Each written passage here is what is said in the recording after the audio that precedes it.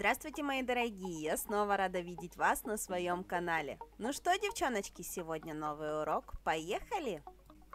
Сегодня у нас на коррекции Диана и ее две разные ручки. В данном случае на этой руке мы делали кошачий глаз. Ссылочку оставлю в описании, кто не видел, посмотрите, потому что ролик был довольно-таки интересный. Как обычно, относилось все идеально, ни сколов, ни отслоек. Единственное, немножечко у нас сломался на мизинце кончик, Диана его самостоятельно подпилила. Получился, что мизинец немножечко короче, чем все остальные пальчики, поэтому будем подбирать длину под него. Как обычно, снимаем материал, убираем основную массу материала таким образом, чтобы исправить сразу же проблемы натуральных ноготков. В данном случае особых проблем у нас здесь нет, немножечко загибающиеся вниз кончики, но это не критично и слишком на это обращать внимание не стоит, потому что не такой здесь большой наклон, чтобы как-то по-особому к нему относиться. Далее, как обычно, отодвигаем кутикулу, убираем птериги, наносим праймер, базовый гель, и на этом подготовка ногтей у нас в принципе закончена. Кто читал мою душещипательную историю, связанную с этой фрезой Only Clean в Инстаграм у меня, тот знает, что это была ровно та вторая клиентка, на которой у меня эта фреза сломалась. Ну а для тех, кто не читал, говорю, что сломалась не потому, что сломалась фреза, а потому что я уронила микромотор ручки вместе с фрезой себе в ногу. Фреза мне в ногу воткнулась, кончик поломался. В общем, было безумно обидно, потому что эту фрезу я очень долго хотела. Наконец-то я ее себе получила, и, грубо говоря, ровно 2 клиента она у меня отработала из-за моих кривых рученик. Мы же тем временем переходим к моделированию. Сегодня у нас будет аквариумный дизайн, сегодня у нас будет осенний глубокий аквариумный дизайн, поэтому под него мы делаем глубокий осенний фон. В данном случае используем оттенки красного цвета. У нас очень темно-винно-красный оттенок, практически черный. Второй оттенок красного у нас не такой темный, не такой черный. И, в общем, при помощи этих двух оттенков мы в прозрачный толстый слой материала наносим какие-то разводы. Собственно говоря, вот вам эффект натурального камня, да, эффект текстуры. Сейчас это очень модно, можно было добавить еще какие-то более светлые оттенки, получились бы очень красивые разводы, и на этом можно было остановиться. Но нет, мы делаем разводы для того, чтобы закрыть их дальше блесточками. В данном случае в качестве блесточек используем битое стекло. Набили ножницами стекло в те формы, которые нам нужны, и выкладываем на нашу основу. Основа, собственно говоря, нам нужна только для того, чтобы создать основное движение цвета в нашем дизайне.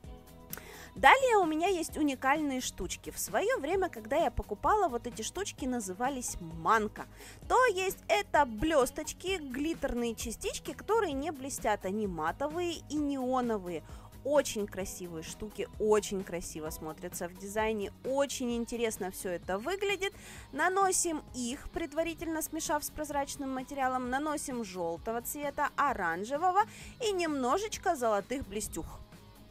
Но мы же с вами помним, что блестюх много не бывает, поэтому, конечно же, пхнули блестюх еще сверху блестюх, и блестюхами осталось это все перекрыть. На тех пальчиках, на которых у нас дизайн не предусмотрен, мы делаем выравнивание моделирующим гелем. Обратите внимание, можно совершенно без опила в технике выравнивания выложить каплю моделирующего геля и в таком виде его оставить. Но, как вы знаете, я не люблю техники без опила, поэтому все равно буду пилить. Здесь я для того, чтобы лучше показать вам блик, какой делает моделирующий материал, поставила лампу поближе, но на аквариуме блика все равно не видно. Поэтому пилить мы будем в любом случае, верьте мне на слово, блик можно сделать даже без опила.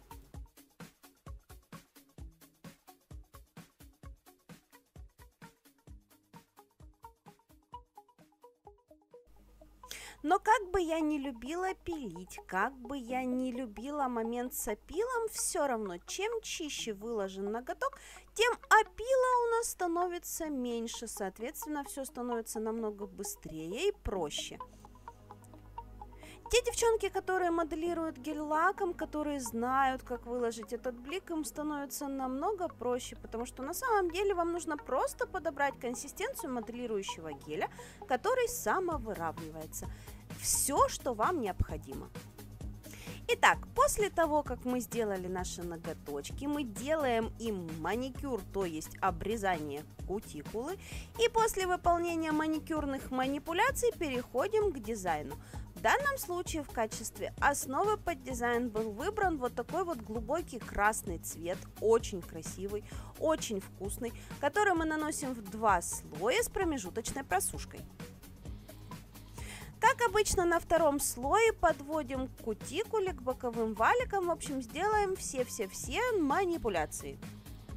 И пока мы здесь долго и нудно выкрашиваем наш ноготочек, у вас как раз есть немножечко времени для того, чтобы поставить пальчик вверх этому ролику, подписаться на канал и нажать на колокольчик, чтобы не пропускать новые видео.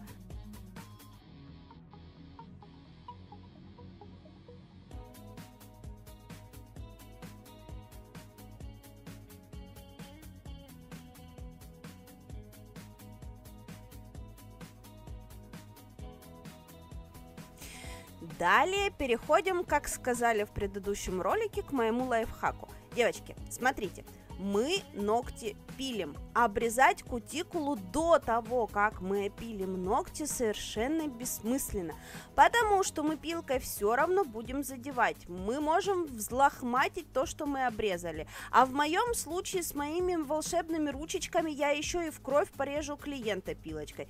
Поэтому я всегда обрезаю кутикулу после того, как у меня выпилен ноготок. Но когда ноготок выпилен, получается, что у меня остается от кутикулы отступ, который я прекраснейшим образом закрашиваю каким-нибудь цветом, который я использовала в аквариуме. И после перекрытия финишным покрытием этого совершенно не видно. Ничего здесь волшебного нет, это не ноу-хау, это самая обычная логика. Просто в предыдущем таком дизайне мне писали, что типа вот зачем вы это делаете, что это за бред, как так можно, почему вы не сделали это сразу. Ну как бы вот вам логика, все это просто, зачем напрягаться, пытаться запихнуть что-то под необрезанную кутикулу, если потом можно просто докрасить. Ничего сложного, все красивенько, в результате идеальное покрытие в районе кутикулы, что еще нужно нам и клиенту. Мы же тем временем рисуем заготовки для наших цветочков. В данном случае у нас будут вот такие вот красивые красные цветочки на красном фоне. И к ним зеленые листики. Красный с зеленым всегда смотрится очень замечательно, очень вкусно. Для того, чтобы красный все-таки у нас немножечко оторвался от фонового покрытия, мы на него ставим блики желтым цветом, расставляем капельки цвета и растушевываем. На самом деле, если честно, между нами девочками, в этом месте я еще не знала, что я буду делать дальше. Поэтому цветочек у меня выглядел вроде бы как под прорисовку. Я сделала на нем тени, я сделала на нем свет, но когда я перекрыла мои ноготочки финишным покрытием, почему-то мне под руку попался гель-пластилин, и я решила, а почему бы мне эти цветочки не слепить? Но в случае, когда мы лепим эти цветочки, вот этот вот момент с желтым светом на лепестках, он в принципе оказывается совершенно ненужным, потому что мы его закрываем пластилином. Но тем не менее, как бы несколько вариантов развития событий этого цветка тоже подразумевались, и могли мы повернуть все совершенно в другую сторону. Тем временем при помощи апельсиновой палочки мы накидываем для себя лепестки своего будущего цветочка, разбрасываем гель-пластилин таким образом, чтобы он у нас изначально был похож на лепесточек, а далее при помощи кисточки все это дело будем облизывать и делать все очень аккуратненьким, так чтобы у нас пластилин нигде не торчал, ни за что не цеплялся и лепесточек был чистеньким. Благодаря вот этому накидыванию лепестков у нас изначально есть более-менее теоретическая форма, не шарик, да, нам из шарика не нужно вытягивать форму лепестка, у нас форма лепестка уже приблизительно на лепесток похожа, поэтому дальше кисточкой нам нужно его просто немножечко дооформить, это упрощает и ускоряет процесс лепки. Поэтому в данном любом случае у нас получилась такая себе очень скоростная лепка гелем пластилин. Ну и на самом деле создание данной прорисовки заняло буквально-таки минимум времени. Все очень быстро, очень просто. Пробежались кисточкой, все это практически в живую скорость, очень совсем немножечко ускорено для того, чтобы поместиться в какое-то более-менее смотрибельное время. Но, тем не менее, вживую создание дизайна заняло, наверное, минут 15 на 2 пальчика. Конкретно прорисовки со всей просушкой, с тем, что мы делали это на одной руке. И пока одна рука сушилась, мы это время, получается, сидели, ничего не делали. В качестве серединки цветочка добавляем ту же манку, которую мы сыпали в аквариум, смешиваем ее с финишным покрытием и выливаем вот такую круглую фактурную серединку. Тоненькой кисточкой добавляем тонкой прорисовки, и дизайн у нас в принципе готов. Не знаю, как вам, а мне этот дизайн напоминает какую-то русскую шкатулку. То ли хохлому, то ли гжель. Нет, гжель у нас голубая, гжель не пойдет. Кто у нас там? Хохлома, городецкая роспись, что-то такое красно-оранжевое, где очень много разных всяких элементов. Вот на это мне это все очень похоже. На самом деле выглядит безумно глубоко, очень красиво. Все это переливается, все это блестит, все это просто сияет в разные цвета радуги.